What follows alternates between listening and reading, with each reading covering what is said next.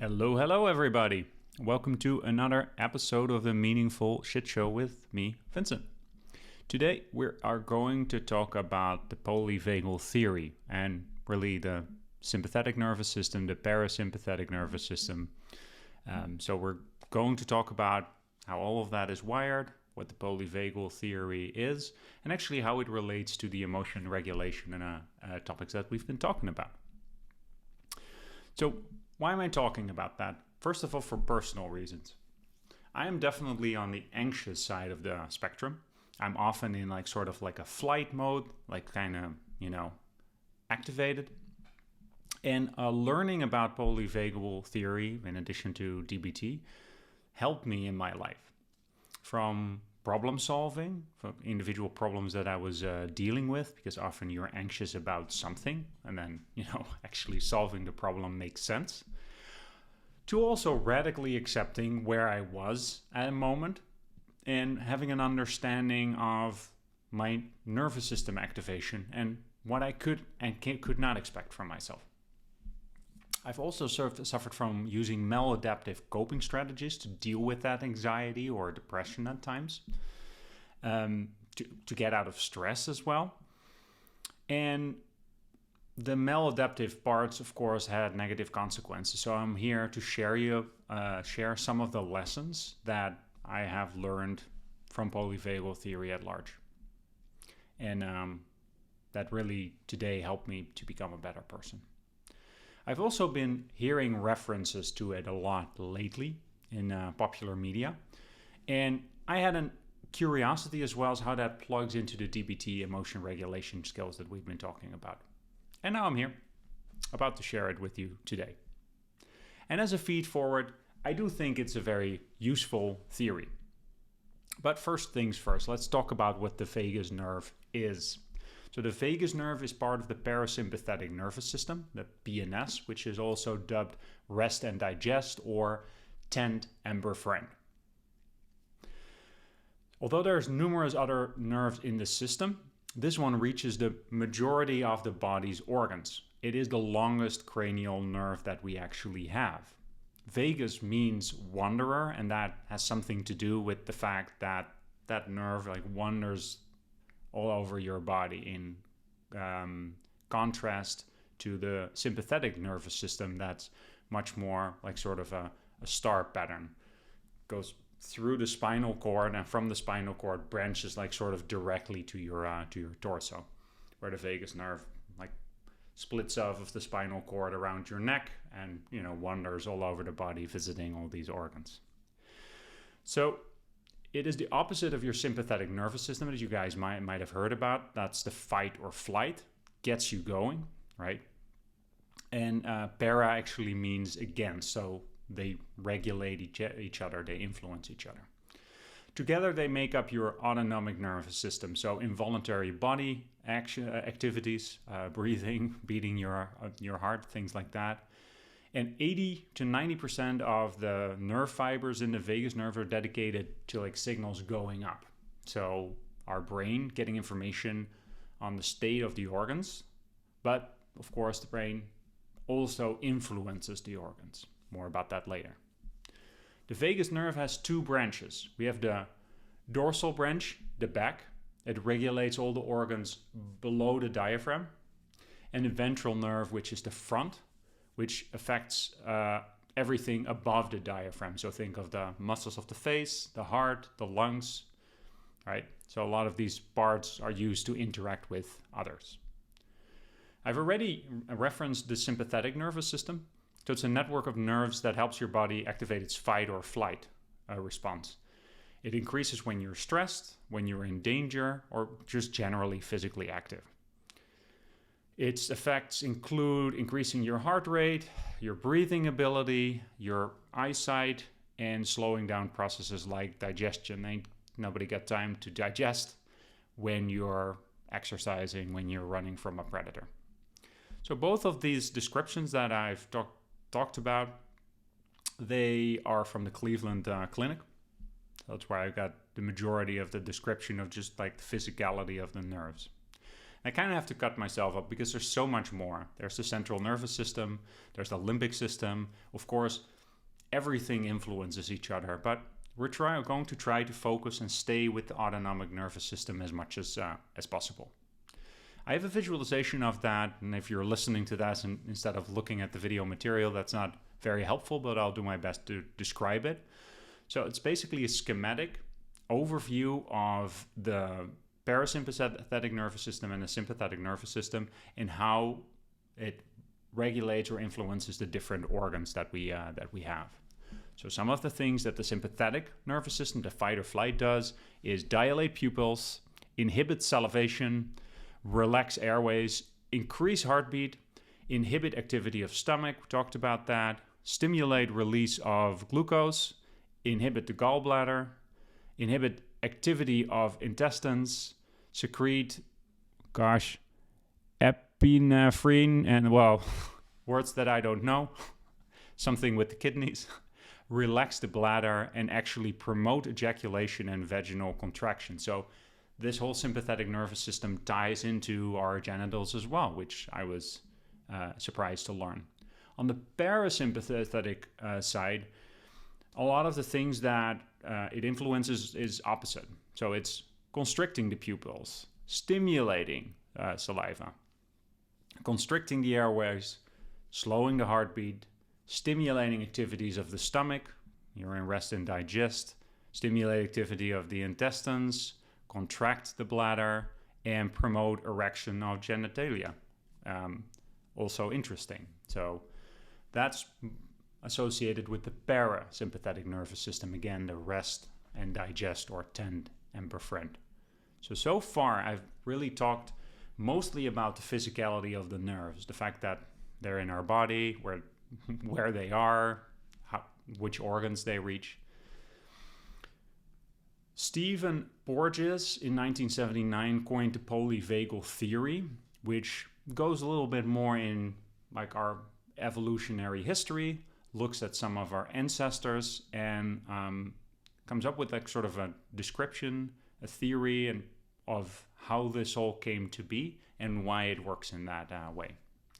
So again, our focus here I want to highlight a couple of more things about the vagus nerve. Remember that I said we have the dorsal branch, which is the back, and the ventral branch, that's the front. So the dorsal branch, the back, from an evolutionary standpoint, it's much older. It's a much older part of the nervous system. Of course, these things, it's not a clean-cut thing that side first developed and then the front side did, but the roots of the dorsal vagal pathway lie with our reptilian ancestor. And more about why that's relevant later. So it's instrumental in activating the shutdown of the body, as we can see when overwhelming trauma happens. And it's oftentimes people that have had overwhelming trauma and they get PTSD, post-traumatic stress disorder, they get back into freeze mode, although it might not be appropriate at that moment. Like they're not actually in a war at that moment. It's just a fireworks show, right? But your nervous system doesn't quite know that. Puts you back in the same state. And I'll tell more about that shutdown in a little bit. Then we have the ventral branch, which is the front. From an evolutionary standpoint, much more recent. And some sources say it's unique to mammals. Like if you dig a little bit deeper, it's unique to mammals because in reptilians, like we call the system something else. So take that with a grain of salt. But there are some mammalian characteristics that are interesting and that have a lot to do with social engagement. Remember that I mentioned a lot of the ventral branch, the front, connects to our facial muscles, which are instrumental in communicating our emotions. We talked about that in the emotion regulation episodes. So according to Dr. Porges, social engagement in turn tends to down-regulate. So calm the sympathetic nervous system and the fight response. So when we experience our environment as safe, we operate from this social engagement system. Remember what I said is that nerve 80 to 90% is like upstream, communicating state of the organs to the brain, but it regulates from the brain downwards as well. So it's kind of interesting that both influence each other, right? There's not like one master and one worker. It's not that the organs are responding and doing anything that the brain says. It's not that the brain does what the organs say. It's one of these situations where you can stimulate these nerve pathways by reasoning like from the brain because you have influence there, but you can do it from your organs as well, which in fight or flight is, for example, starting to move your body, right? Just puts you in a fight or flight state just by doing physical exercise. More about that later. So I alluded to this already, like polyvagal theory states that our emotional states coincide with the activation of certain physical nerve system branches in our body. When we're resting and digesting, our ventral branch is most active. And as our limbic system finds it appropriate to escalate, the sympathetic nervous system fires up. And if all that fails, your dorsal vagal takes over again, you get into freeze mode. And we can strategically do things with that knowledge. I do want to highlight, it's a theory. It also means that it's not as clear-cut as I make it sound. It's not that you can digitally switch over from system to system. That's not quite it. It's a little bit more fluid than that, but as an abstraction, it's helpful and useful. So let's take a look at how to think about it in a number of different ways. Again, if you're looking at the video material, I'll put up a schematic of that, or like a chart. And for those who are listening to that, I'll be sure to talk through it, which I'm going to do now. So when you're looking at these three different branches, nerve systems, basically, I already alluded to the fact you can divide them in social engagement, sympathetic, which is fight or flight, and dorsal vagal, which is freeze, right? So there's a couple of things that are interesting about this. So first of all, to think about when you're, for example, ventral vagal in social engagement mode, how does that look? How does that feel? Because that mode comes with certain advantages, certain things that you can do because you're not stressed. In a way, you're the most present, you're the most composed, you're in your comfort zone, you're regulated.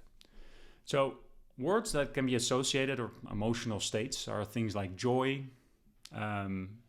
Mind you, it's not joy in a form of like ecstatic and excitement. It's a baseline joy, right? In the present, grounded, curious or open, compassionate, and mindful. So you're connected, you're safe, you're oriented to the environment. You're not in, your survival is not being threatened. You, from a perspective of being motivated to do things, you're a little bit more in like I may mode. I may do that, but you're not experiencing any type of sort of coercion by yourself. You're really relaxed. Oh, I might eat something, I might watch something. From the ventral vagal, so the social engagement system, generally what happens when we activate, so there's an activation that generally puts us into fight or flight when we get activated. You can theoretically straight go from social engagement into freeze mode. That is possible, and although oftentimes people talk about that it's a ladder, it's also like you can you can get to the top of the ladder by leaving the bottom of the screen, or however you want to think about it. But generally, this is again in general, you get to that freeze state through the fight or flight state when that fails. But let me talk about that a little bit more. Okay. So when do you get activated? When does your fight and flight system activate? So there's a bunch of different reasons, and I'm going to give you a list later. So from more of the scope of what kind of emotions are associated with that is generally worry and concern, which escalates to anxiety, which escalates to fear, which escalates to panic, right? So that's a flight, that's a movement away. And then on the other side, on the fight side, you have frustration, which escalates to irritation, to anger, to rage, right? Where you're more fighting, moving towards. So both of them are mobilizing though, right? Your body gets into a state that it can do stuff. So I mentioned before in social engagement mode, right? When you're in the ventral vagal, you're a little like sort of in I may mode. But the moment that you get in fight or flight, your motivations they constrict. So instead of being like, I may, it more goes towards I can, like really feeling like this is something that's possible for me, to I should, constricting even more, to I must. So if you're like fully activated, and maybe you have examples in your personal life, doing the thing doesn't feel voluntary even. Doesn't matter what it is, and again, I'll have more examples later, but it feels like you have to. So that's of course a strategy that by fighting or flighting should get you in a state that you can return to that social engagement. And in a way, this is very important to us as biological creatures, that we are in the social engagement, rest and digest state, but we have to be in fight or flight as well. That's part of our survival, right? At one point, fight or flight can run out of usefulness. So that's when we get to overwhelm. So in this visualization, it's all the way at the top of the chart. So we keep activating until we get into freeze mode. That's when your body collapses, your pain sensitivity goes down, you immobilize again, right? So you went from social engagement, which is, safe immobilization, to the sympathetic nervous system where you mobilize, your fight, to a state, in this case, if the threat continues, where you shut down. You're overwhelmed. You feign death in a way. And that is, if you look at the animal kingdom, a strategy that sometimes works.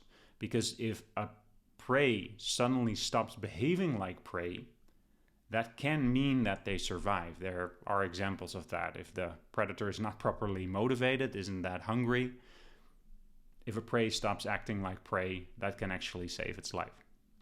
But it's not just about that physical safety.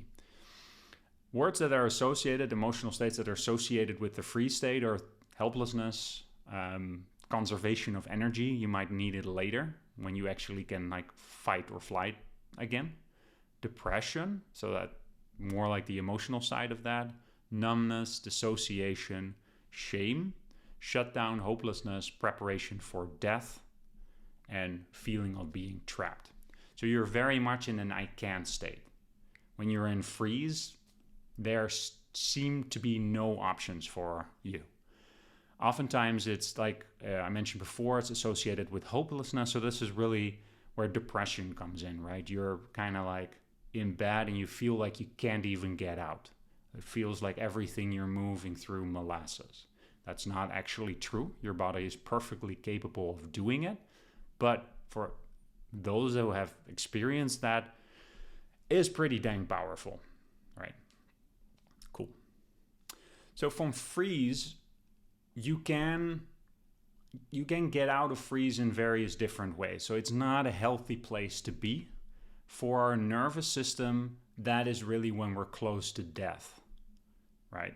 So where fight and flight and social engagement, of course, are stages that we want to be in. If we want to be healthy, we have to plan and add those in our life at good intervals. More about that later. Freeze mode is something that we generally want to avoid. Whenever we're in freeze mode, we want to implement things that get us out of that. And I have a bunch of practical tips for that. Some of you might have heard of fawn as well. Fawn is something else. It's more of an appeasement tactic. You can fawn from any state. So when you're frozen, you might appease a person to stay safer, but you might do that technically in fight or flight, although it's a little bit less likely, but from rest and digest as well. So it doesn't really map to this polyvagal theory. It's not part of it. I have some examples to make it come alive a little bit. Imagine being relaxed at home. You're engaging in a relaxing activity. Maybe you're reading a book, you're watching TV, playing a game. You're in rest and digest state, right? Suddenly, you hear a large crash outside of your house. What immediately triggers is the fight or flight response, and that can fire up in milliseconds. Your heart rate goes through the roof, you become alert, your body prepares for potential danger. If you then determine that the crash was caused by a harmless event, maybe a falling tree branch, the physiological response may return to a resting state pretty quickly. But, however, if there's an imminent threat, if there's an intruder, the response might actually escalate to more mobilization.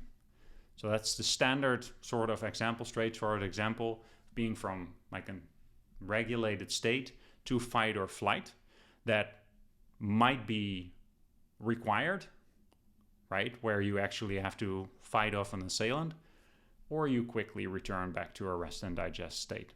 So that's healthy to go through as an organism that needs to survive in this world. That makes sense.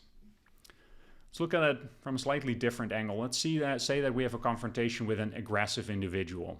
So you might have started engaging with this individual from a rest and digest state, but as the argument escalates and you see the body language of that person, you immediately become aware of that and you match. You like sort of co-activate together. They're angry, you're gonna be angry. Depending a little bit on your template, you might not actually become angry. You might more go towards the panic state where you want to run away. But that depends. As this escalates, like people co-activate together. The more angry that person gets, maybe the more angry you get, or the more panicky you get. And both of these parties see that. So they experience increased heart rate, adrenaline surge, and a readiness to defend themselves or flee the situation, right? Same situation can happen here. That can be like sort of a confrontation. Confrontation then leads to sort of like that climax sort of fight or flight. But an altercation like that always has like some kind of like natural end, right? You might get into a fight, like let's say that's a bar fight or something like that. Then you stay activated for a while until you return home. And that's where you get back in rest and digest state. But this is an example where fight or flight can take a very long time. How about witnessing a car accident? That's even if you're not in it. Again, you can get there from a rest and digest state. You're just chilling. But the sudden impact and chaos can trigger your sympathetic nervous system, so you get in fight or flight. Again, you get that adrenaline rush, increased alertness, the urge to help or seek safety, right? The urge to help, and maybe you have that feeling in your own personal experience as well. That's when something like stressful like that happens. There is something that goes and looks out for other people. Like if you're sort of in a rest and digest state, you might not as be inclined to like help people up if, something happened out in the world, like a car crash or something like that. And that's because fight or flight mobilizes you, compels you to action. If the traumatic event continues or becomes overwhelming, you actually might shift into an immobilization response, right? So that can involve getting more dissociated, feeling numb, or even a temporary loss of consciousness. And often what's associated with this as well is memory loss. You can hardly even remember that happened. And that's true because you actually don't have access to some of the systems that you normally have, like literally shuts down. How about if you're a victim of some kind of assault? Let's say that you're pinned down in some way and you see that fighting or fleeing is not a possibility. So we're looking at this from a freeze mode. So freeze mode often activates when you see that you're going to be physically overpowered by this assailant. Like you could initially, you get in that state of wanting to fight that person. But if you realize that they've got you overpowered, even pinned down, or if like sort of time progresses, you can get in freeze mode. If you have had a history of assault where generally you haven't been able to get out of it by fighting, guess what happens? You switch into freeze mode much easier. And this is one of the parts where freeze mode is something that, from a PTSD perspective, people focus on a lot. It almost bypasses your fight and flight. You immediately go into shutdown, into life preservation mode. In these situations, even the people that have PTSD, the moment that the situation like sort of lets up, the moment that you see that you have an ability to escape, to get your assailant off guard, you can suddenly get a huge burst of energy, escape through a window, run at speeds you did not think you were capable of. So then you're in sort of like this interesting combination of a freeze response, which like escalates back into fight or flight. So part of the reason that you shut down is to conserve energy. So if you have to fight or flight again, you have something available, right? That's one of the advantages as well, that your fight or flight system can activate really quickly. Whether or not you're immobilized from a rest and digest, or if you're immobilized from being in freeze mode, it can be really important to quickly fire up when opportunity strikes. Cool. I mentioned before as well that rest and digest have something to do with sex. So it actually prepares your genitals for intimacy. I'm talking lubrication and erections here. And that can be actually good to remember as you initiate sex. You want to do that from a rest or digest state. That's what your nervous system likes the most. So as we actually start having sex, and that includes foreplay, that's associated with, guess what, you're not resting anymore, by and large. You're actually, your heart rate goes up. It's like physical exercise. In some situation, it's actually a little bit like fight as well. It can be like sort of, if you think about what sex is, that you're just penetrating someone's body, it's kind of an aggressive act as well. So there's definitely some fight, not just physical exercise. And more about that later, because that can lead to a freeze response, of course, as well. When we're more in fight, orgasm is actually promoted, which is also good to remember, that if you're trying to be sexual with your partner and for you to both experience an orgasm, that's like the state that you want to be in. If one of the two is in a freeze mode, that's not really conducive to actually having an orgasm. What's really interesting about sex and getting into a fight or flight from that perspective is the moment that you do get that orgasm, there is a super powerful hormonal boost back into social engagement, which is, there's a lot of oxytocin that's released in that way, which is, the bonding molecule, and it calms you down really quick as well. So it's really interesting. More about oxytocin later. And also be aware how strong of a cocktail that is, and that it's important that you actually use that to bond to someone. I mean, I'm not saying that every time you have sex with someone, that needs to be someone that you want to bond with, or if you're masturbating, of course, you get that cocktail of bonding molecules, but you have no one to bond with. I'm not saying that that's, wrong in all situations, but do be aware how sex is wired into our nervous systems and how it's supposed to work, and use that to your advantage, right? It behooves you to align yourself in the direction that like sort of things are laid out for you. It's what they call wu wei, cutting with the grain. Because if you are trying to do something, in this case with sexuality, which is not really in line with wise, evolutionarily part of our templates, it might have negative consequences for you that you're not looking for. Do want to touch on this as well, is that anyone who has experienced sexual trauma can actually get in that freeze mode really quickly. And you can imagine why.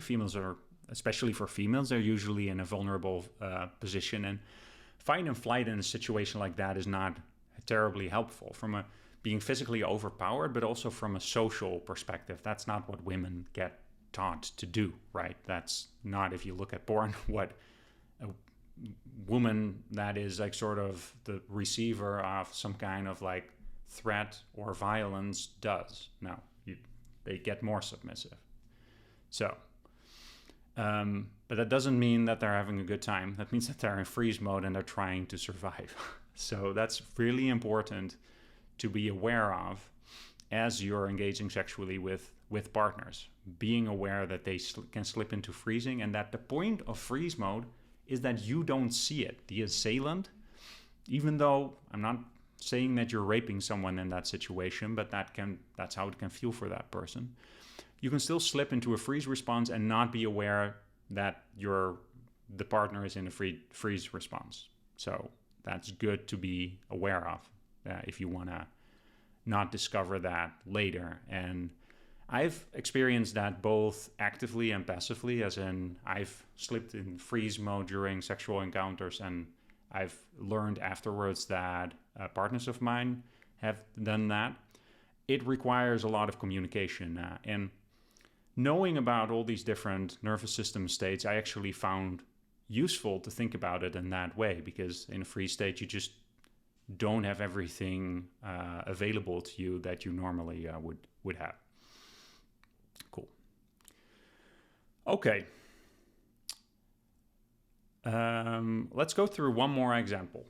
That's more like the extreme terrible example. Something terrible and unexpected happens. There's a death in the family. There's financial ruin. You lose your job. Society collapses, or your sport team loses. All things that are extreme dramas. You cheat on your spouse, or your spouse cheats on you. That situation can quickly lead to a state of depression, of grief, of dissociation, of numbness. So you are in that dorsal ventral system. You're depressed, you're sad, you can hardly get out of bed.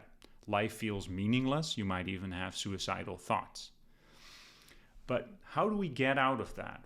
So if we're in a state like that, let's say that there's a friendly person that's engaging with you. They've heard about what happens. They have a conversation with you. They respond to you compassionately, empathically.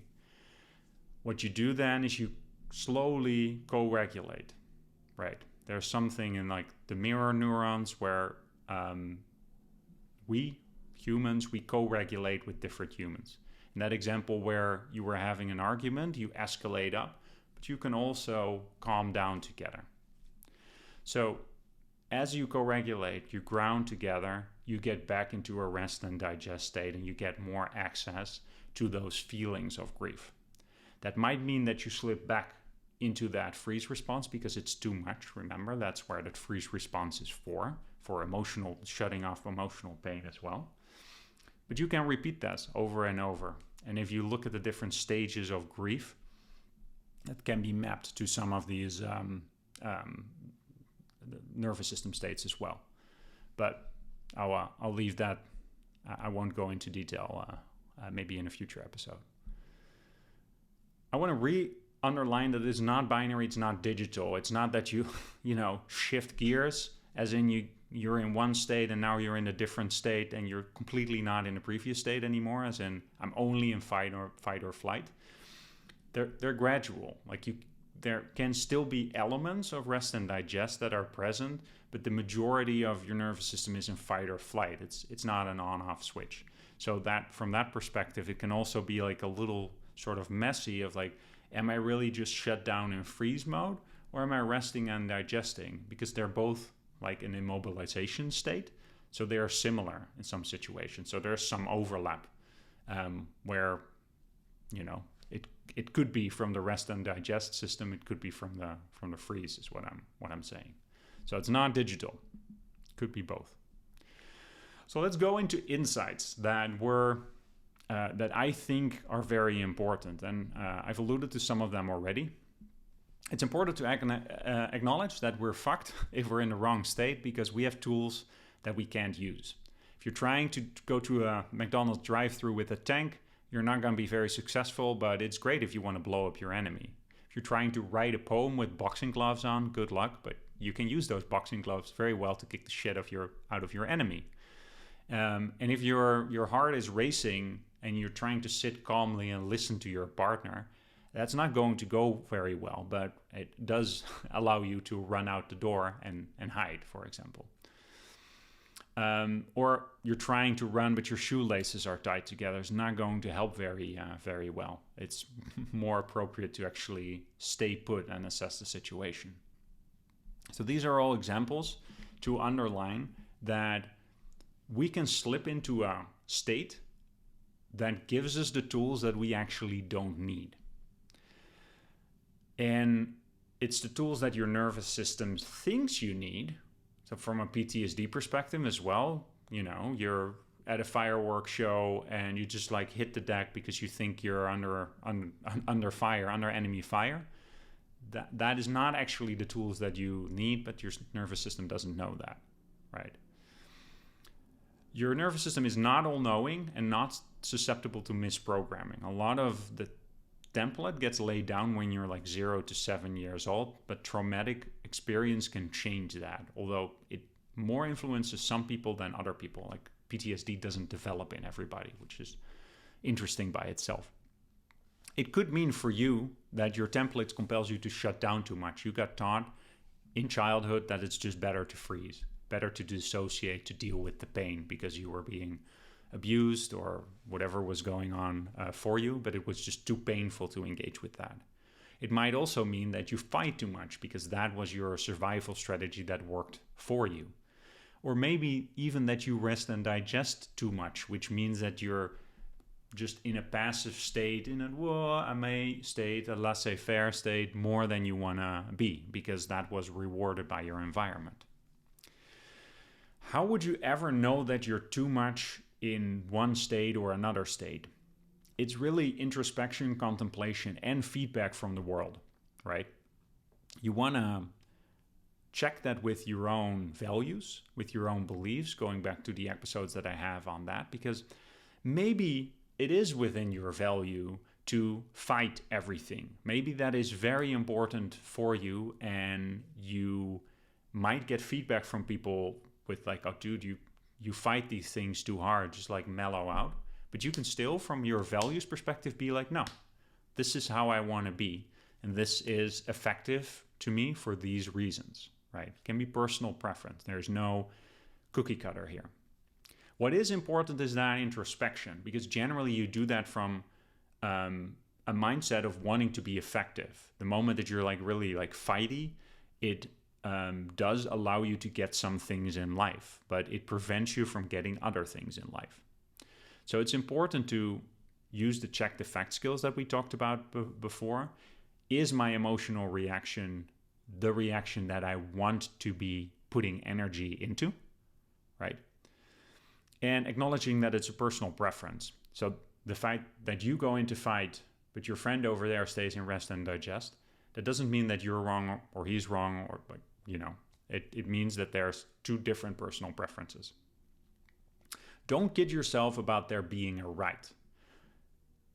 Realize that there's no right, and realize that it's up to your preferences. So don't ask someone.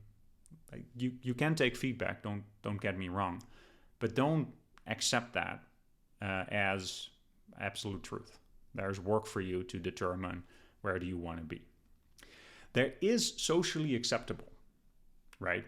What's socially acceptable for a woman is different than what's socially acceptable for a man. Don't let that limit you too much. But there's also social acceptable from a perspective of if you do certain things, you get thrown in jail. That might be more important to pay attention to. Like if you get in bar fights all the time, at one point that's going to leave you incarcerated, right? So that's why introspection is important, to see, is this emotional reactivity that I have, is it really doing for me what I want it to do? Although it might feel appropriate to be angry, because remember, that's what these nervous system states do. It makes you feel like you're having the correct emotion. What's important to realize is that changing your environment only works short term. Your mind-body will go for a physiological homeostasis, so it will adjust to the new surroundings, but your template, without going into that with conscious effort, will remain the same. Short term, it helps. Like, let's say that you get out of an abusive relationship. Short term, first couple of weeks or months, you're not going to experience the same cycle again. But quickly enough, you will get into a situation, either get in a situation again or recognize a situation in such a way that you get back into your pattern. So there is something that needs to be done to not repeat these patterns, both from a perspective of getting in a situation where the pattern is appropriate, right? Because in a way, our nervous system wants to be useful. So the moment that you have to get in a fight mode with like a new partner that you're having, from one perspective, it's like your nervous system likes that because it knows what to do, right? But so it's both getting in an actual situation that calls for being in that state, but also for letting your nervous system turn the situation into that. So let's say that you're in a new relationship, and actually this partner you don't have to get into a fight state with. You can stay and rest and digest together. But your pattern is to go into fight. And because we go escalate, you might pull that person into getting into a fight state as well. And then you're actively not just reliving or reenacting your situation by choosing the wrong partner. You're actually changing the partner into the partner that you don't want. Be aware. See your patterns with the power of awareness. So what do you do in these situations? Like, how do you actually see these patterns and interact with them? So I have to caveat that with if you're not in a life-threatening circumstance. If you're in a life-threatening circumstance, do whatever to get you that gets you safe. I mean, should be obvious, but I've like sort of devised like 3 steps here. So step 1 is honor your template with awareness. So whatever your emotional activation state is, don't change anything right away. So accept your coping strategy to get out of that emotional state or stay in that emotion or whatever it is. Don't hide from shame or guilt. Allow yourself to truly feel it. See the consequences, but also the benefits. Like, why am I getting angry? Why am I getting in that bar fight? See the bad things, but also the benefits. Be aware of that. Overeating. Why am I overeating? What are the benefits? What are the downsides? Why do you do it? But don't change anything. Don't immediately change things because that's going to mess with your measurement, right? You've gone through this pattern many times. You can go through it one more time, but with awareness. Welcome it, be curious. The dark thought, the shame, the malice, meet them at the door laughing and invite them in, which is from a Rumi poem, but I think that applies to this as well. Everything is just accepted. There's curiosity towards everything. You're not changing it. You're not judging it. Step 2. Once you're in a rest and digest state, and I have more tips of getting back into a rest and digest state later, once you know your patterns, examples being maybe taking the edge off with alcohol, then getting into bar fights, overeating, or just having sex fucking through anger in a way. It's like not dealing with your anger, but using sex to downregulate, to rest and digest. It's the describe skill in DBT, by the way, as well. So the moment that you know your patterns better, just take a moment and stop, right? So when you're stopping, if you're not in that rest and digest state and you're sort of like activating one of your patterns, move towards it. So even though it seems like you ought to stay someplace else, let's say that you're getting in this pattern of taking the edge off with alcohol. You want to observe that. That's step 1. Observe that a couple of times, what that does and what it doesn't do for you. But then what you're going to want to do is the moment that you get triggered, that you're getting in a situation where you're like, okay, I could solve this by grabbing a couple of drinks because it calms down my nervous system. Try to regulate in a different way. So you're trying in this state to use a different coping strategy to get back to your rest and digest state. You can take time for that, right? You can take a timeout. You can say, "Oh, I'm going to do that for 15 minutes," or I'm going to take a break for 15 minutes. I'm going to procrastinate for 15 minutes. I'm going to self-soothe for 15 minutes, but then I'm going to do it, right? Maybe don't do that with drinking alcohol, because once you drink for 15 minutes, good luck stopping, if that's your pattern, right? And then once you're in a state that you got to rest and digest in a different way without getting drunk, right? For example, without getting into a rush of your coping strategy, but you're rest and digest in a different way, then go check the facts and use problem solving or opposite action, right? Because you got dysregulated probably for a reason, probably because there is a problem that needs to be solved. Or maybe there is not a problem to be solved and there's just a readjustment of your nervous system, in which case you're already in rest and digest. So the opposite action just involves keeping, not getting activated, not doing things that will get you back into fight or flight mode, right? You want to keep repeating this cycle where you try to observe your patterns really well. Then once you have an understanding of your patterns, going into a rest and digest state in a different way, analyzing your coping strategies, and actually seeing if there's any action that needs to be done, or like as in a problem to be solved, like an interpersonal problem, or you don't have money, you have to pay some bills, you have to undertake some action, you have to apologize to someone, do those things.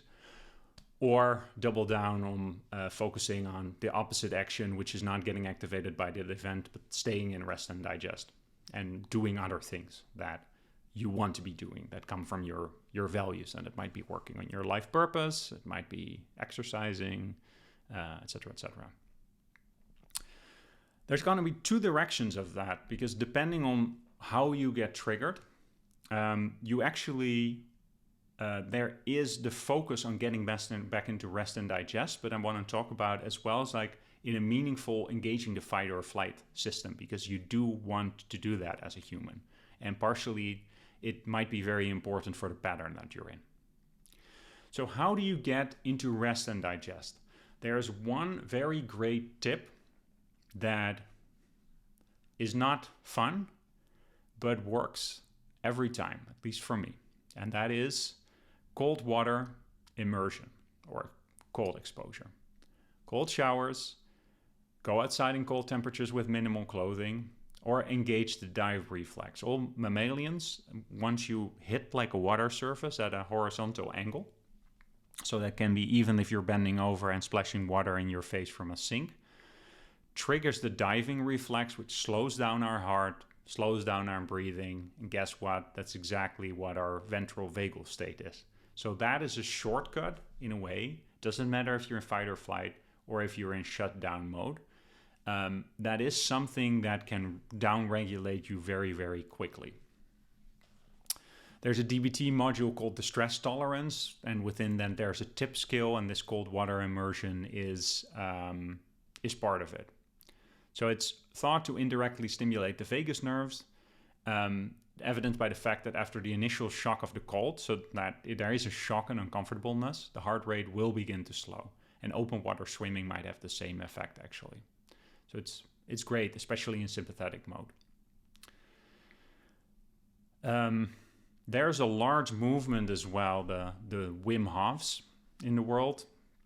Wim Hof is someone who's really about cold exposure and gaining a lot of strength through understanding that a lot of your aversion from fear is something that can be overcome, and you are more powerful than you think.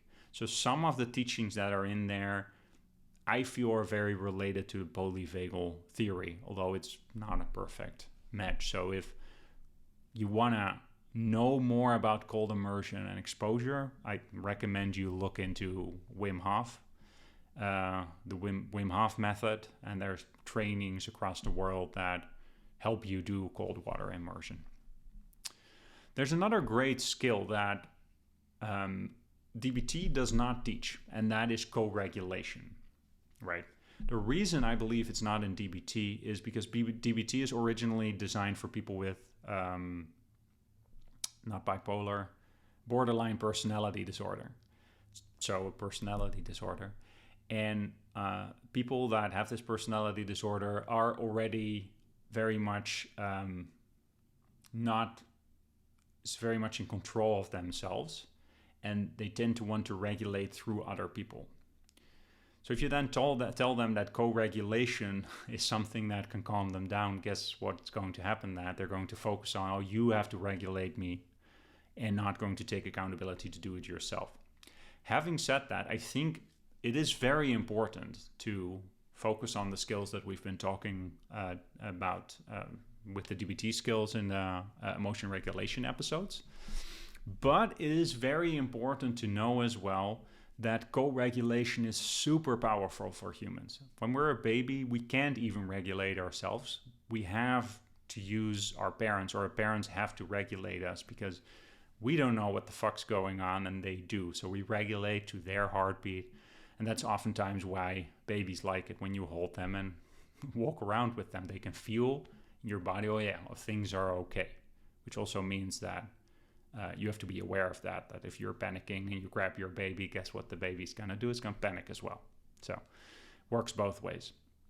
But if you have someone that you can team up with, someone that you can downregulate with, and if you can announce that you're doing it, that is a great thing to do.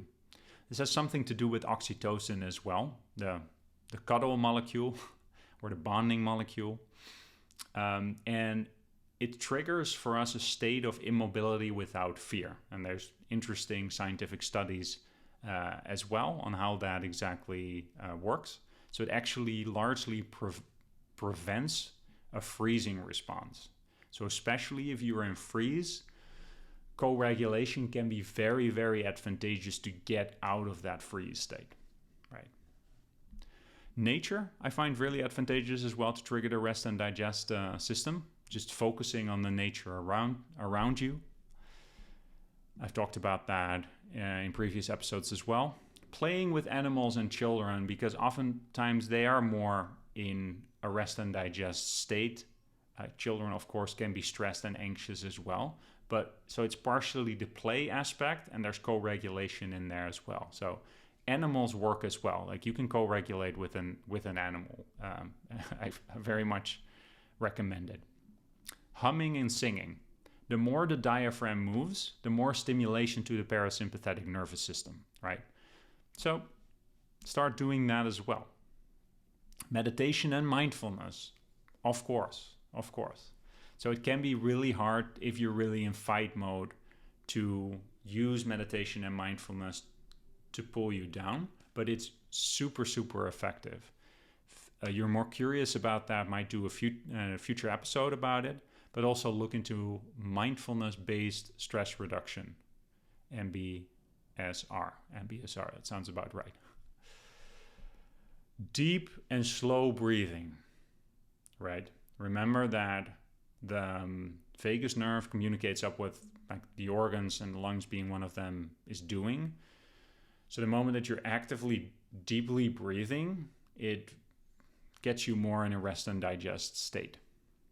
Visualizing, or in DBT they call it the improve skill, but visualization can be incredibly powerful as well. We talked about that in the emotion regulation skill as well, that if we very vividly imagine being in a situation, for our nervous system, we are in that situation. And we can do that to get mobilized, but also to immobilize, to be like, oh, it's going to be okay. And visualizing to being in a situation that everything is okay, right?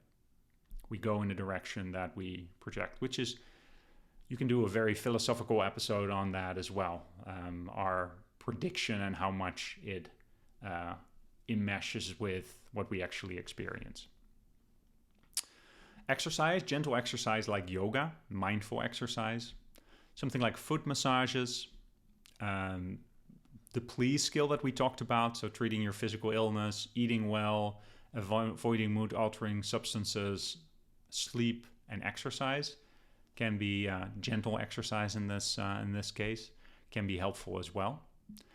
But also be aware of negative side effects when you're using something to get you in rest and digest. Like for example, if you pop a pill of Xanax, or Prozac, that will get you in rest or digest, no problem.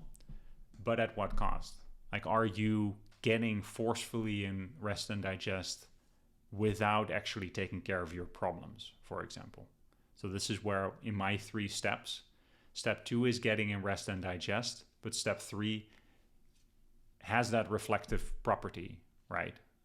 It's not just about escaping into rest and digest. Cool. Another thing that I find a very important insight is being the sine wave. So there's a sine wave in the visualization that I shared earlier that goes from rest and digest into fight or flight and back and down and back and down. That describes very well what we as creatures should be doing, or what we have been historically doing, evolutionary, right? Being in rest and digest, super important, but it's also important to be in fight or flight, to be hunting, to be, getting into a state that we're actually moving our bodies. So our homeostasis that I talked about before compels us in such a way that even if our circumstances change, we're still going to find reasons to get stressed in a way. Like we might have been stressed about war and getting shot, and now we're stressed about the neighbor not liking our new car or something like that. But it's the same pattern, right? So the more you can take it into your own hands, that you take yourself into fight mode and then take you back into rest and digest, that prevents something else from taking you there, right? So that gives you skill in getting into fight or flight and getting back. And that can be very advantageous. It trains your mind that when you say now, you do the thing, right? If you're like really comfortable, rest and digest, eating Cheetos on the couch, and you don't really want to get into fight or flight mode, actually move your body, your body will take you there in a way later that's probably going to be less pleasant than you just actually having trained your mind and like, okay, now it's time to actually get into action. So it's great for retaining balance, to increase your resilience, getting a larger comfort zone, right? You're going to be better equipped to dip into fight or flight and then dip back into rest and digest. So how do you trigger the fight or flight system? I alluded to it already. Rigorous exercise. 15 minutes, getting a high heart rate for whatever that's in your age. Can be jumping jacks, mountain climbers, burpees, sprinting, running, hiking, lifting weights, doing push-ups, high intensity interval training, dancing, but finding your exercise like your life depends on it, because it kind of does, right? Even if it doesn't feel like exercise. People that I know that hate exercise do like to dance, right? Rapid and forceful breathing. Just, you can even get yourself pumped up by doing these shallow breaths, right? Listening to motivational speakers and watching motivational videos, it mobilizes, it gets you, whether or not you're like more in freeze mode because you're kind of like depressed or shut down, or you're in rest and digest, you're kind of chilling, but you want to get up and do the things like work on your life purpose. Motivational speakers can be very, very advantageous for me to like sort of set my thoughts in the right way, that I, instead of wanting to dwell on what's depressing or what's hard, to more focus on, no, how can I mobilize? How can I do things, right?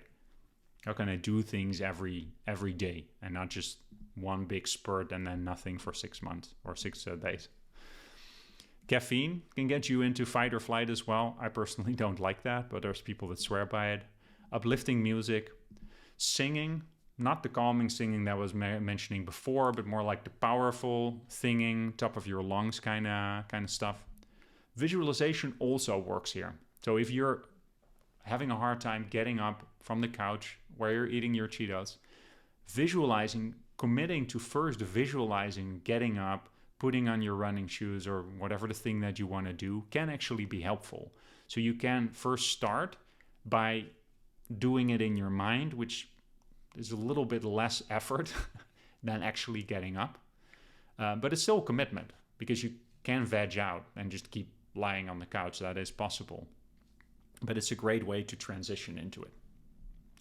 I don't recommend engaging in compulsive sexual activities, although that does get you in an excited fight or flight state. I mentioned that before, because that turns that activity into something else. You want to really use that to bond to your partner and not just as like sort of a cheap trick to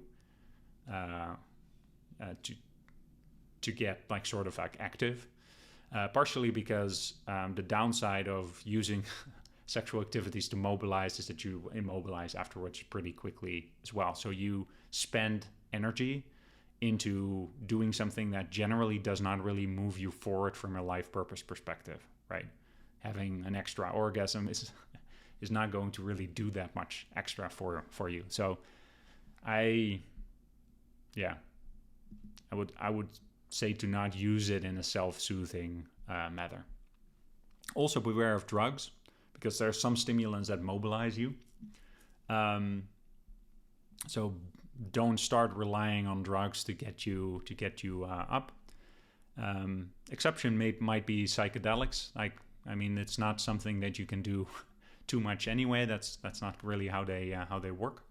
I wouldn't say that psychedelics necessarily get you from rest and digest into a fight or flight response often, but it does help from a motivational perspective, from that perspective of if you need to make new connections to motivate to take the next steps in working on your life purpose, which ties a little bit into fight or flight, I guess.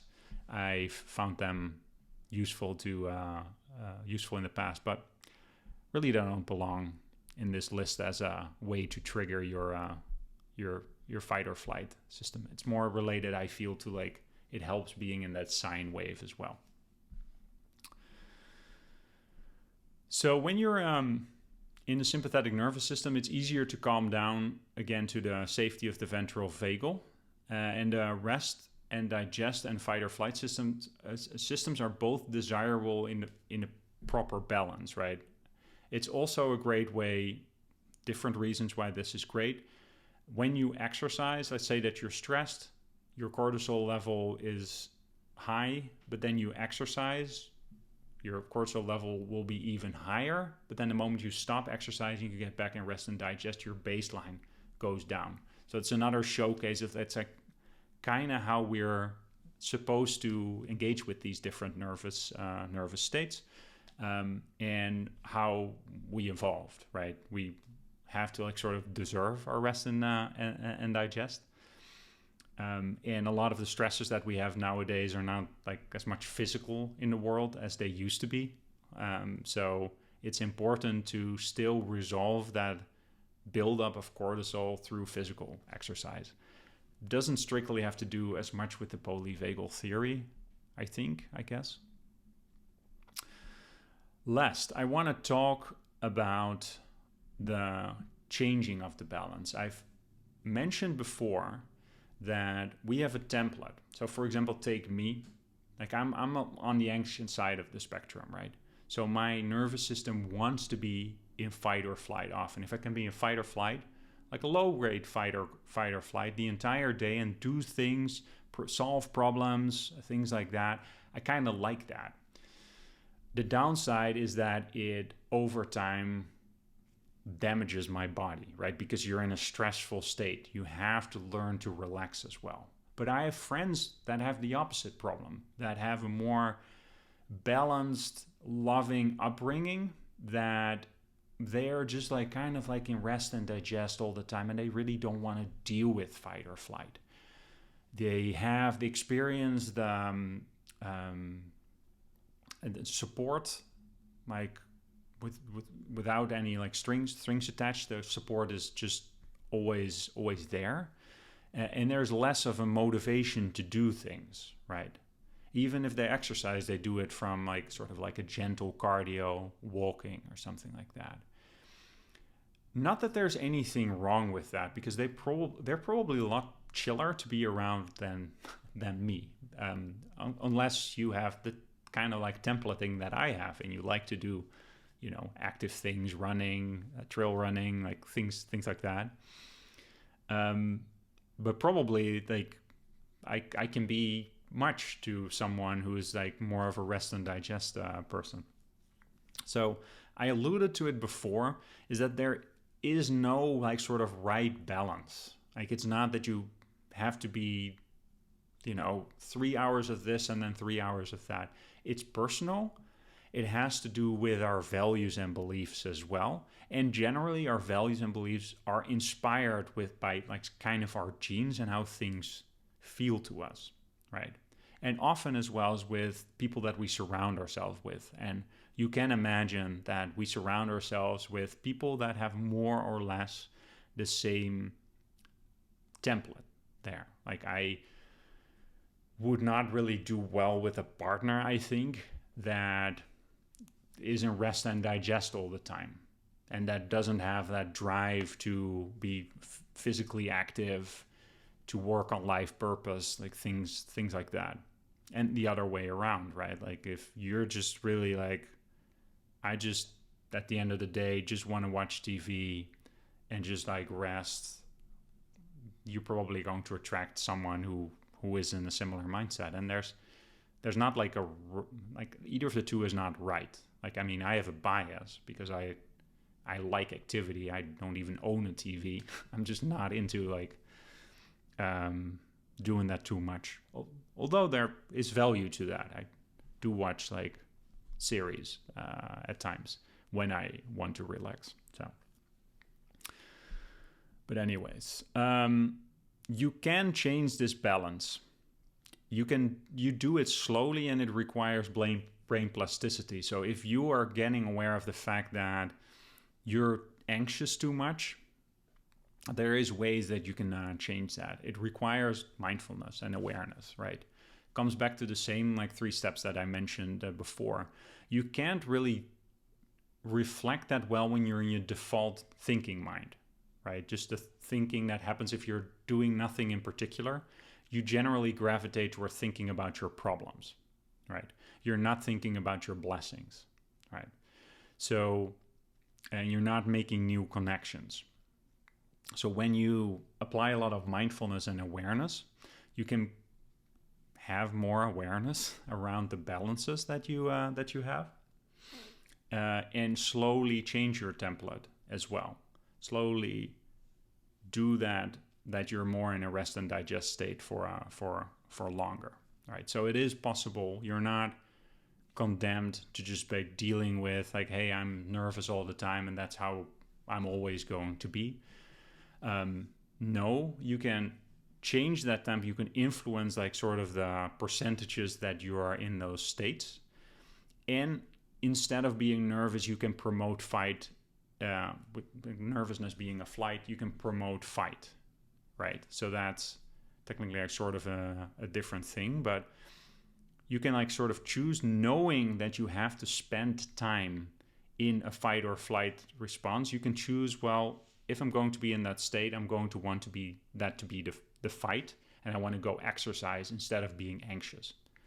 That's something that can be very helpful, because if you go through that cycle of physical exercise, you will actually dip quicker into rest and digest. So that's why being that sine wave is also important. It helps you to change the balance. How you exactly determine how to change that or what the right balance is kind of the self-help dilemma, right?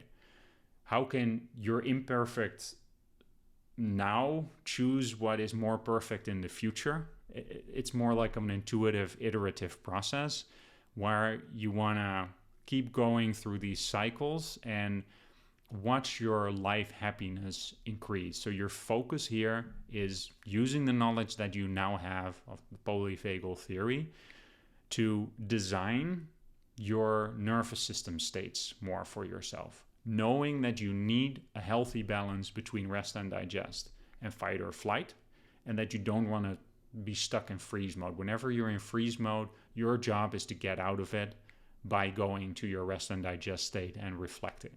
You now know that, and that's going to be able to create a more positive balance for you. I want to quickly, before I conclude it, wrap it up, bring it back to DBT. So the skills that we talked about in the previous 2 episodes were please, check the facts, positive experiences, building mastery, and coping ahead. How did they map exactly to what we've talked about? The please skill, the treating physical illnesses, exercising, avoiding mood-altering substances, sleep, and gosh, I forget what the last one is now. They're all focused on being in a state that you can be in rest and digest, right? If you are dysregulated, if your body's not good, chances are you're going to be more stressed and you're going to be in fight or flight mode. Your body's going to, spend energy that you don't want to be spending at that moment. Check the facts, which was focused on seeing if your emotional response is actually justified, can best be engaged with when you're in rest and digest, in my experience. Some of that you will have to do when you're anxious, you're anxious and you'll have to reflect on, okay, should I actually be anxious? The problem what I have with that is that in an anxious state, asking if you should be anxious, it can be very hard. So I think the most powerful use of checking the facts is if you have mastery on taking yourself back to rest and digest first. Okay, I'm anxious. Let's go exercise. Let's go sprint for 5 to 10 minutes. Then let's go and revisit that question. Let's splash some cold water on my face, take a cold shower, then ask that question again. I think it's very powerful. Accumulating positive experiences. I think that it doesn't really have that much to do with polyvagal theory. I do think that it allows us to go for a double whammy of being aware of the states, being aware of what these positive experiences do for you. Is it a rest and digest activity? Is it a fight or flight activity? And always focus on building towards that sine wave. So if you can plan positive experiences that can take you into fight and then take you back to rest and digest in a healthy way, something that doesn't really have any adverse consequences, that's going to be very helpful there. Building mastery, so working on your life purpose, as I sort of summarize that for myself, I feel like polyvagal theory helps you to do that by being the sine wave. If you're taking care that you're in rest and digest and fight or flight enough, you will have the tools in your tool belt to reflect on what your life purpose ought to be, what your next steps are, and actually doing the steps, right? So I think being the sine wave helps building mastery. Then we have coping ahead, where you use your imagination to deal with a future circumstance, to get into the target state and figure out what you can do. I think I've mentioned that as well as in triggering fight or flight and triggering rest and digest both. So it actually is a trick. You're literally imagining a situation so your nervous system takes you to your state that you would be if that situation were to occur, except you have the ability to press pause. So I think that maps very neatly over polyvagal theory, and actually knowing as you're coping ahead for a stressful situation, knowing that the power of your mind, power of your imagination actually can get you nervous about a situation that is not really happening yet, can be really, really important. It can also be important that once you're done coping ahead, and I know that that's part of the skill as sort of the last step, you want to get back into rest and digest because you've just upset it yourself, because you're going to deal with a situation that's either going to have you freeze or fighting or fleeing. Getting back into rest and digest coincides with the last step of that skill when you look at what the DBT manual suggests you do. Cool. So we're about at time. I would like to do a couple of sort of quick conclusions. I think it's a very useful model theory to help mapping where you are, what your patterns are, how you can get out of some of your patterns, instead of being like, oh, I don't know what to do. Now you know. You've got some actionable insights here. It helps us to put us in the right amount of hyperarousal, so fight or flight. I think that that's very important. That's been very useful for me personally. And it also helps us to reprogram our states of our nervous system to not be in freeze or flight or fight as quite as much. So I think that that's super valuable. It also gives us, or me at least, more ammunition to commit to the DBT skills and to mindfulness. So these are more reasons that underpin why these DBT skills work, another way of explaining that, as well as like why mindfulness and awareness is so incredibly important in your life. Cool. That's really everything that I wanted to cover today. So thanks very much for tuning in today. This has been Vincent for the Meaningful Shit Show. See you next time.